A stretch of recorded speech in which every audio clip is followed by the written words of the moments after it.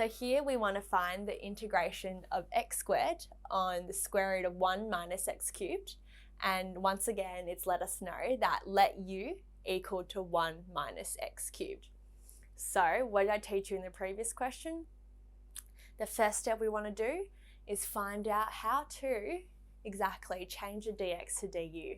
And how we do that is by using this equation over here, and we differentiate that. So that, remember, it became du on dx, yeah? The 1 just disappears, the 3 comes down, so you get negative 3x squared like that. And then we flip that, so you get du on negative 3x squared equals to dx. Now we have dx like that, we can substitute that as well, okay?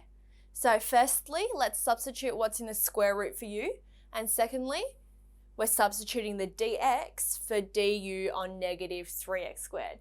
And remember, because this is just multiplied together, it means I can cancel this and this really easily, yeah? So I get here negative 1 on 3 square root u essentially. And what I've done is just taken the negative 1/3 fraction out the front to make it easier to integrate. And this from here on is just your basic integration methods. So change this to negative half there, okay? And we can integrate. So negative half plus 1, and here you have 1 on negative half plus 1, yeah? That just becomes to the power of half. And this over here becomes 1 on half.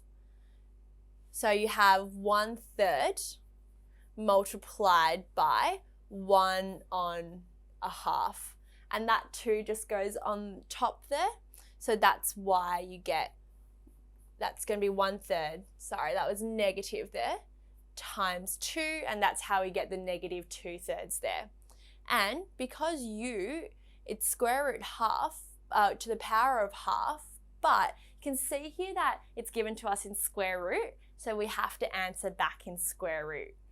And finally, always check that you've substituted x in, which we haven't yet. So you just need to substitute this equation back into here. Make sure you have a plus c, and that's all you need to do. All right, so with this question, it was actually ended up being quite similar to the question before, but what you just need to remember is just remember here, all right? You've got to work out what dx is going to be when you change it to du. That's, I think, the step that most students get confused with these basic substitution methods.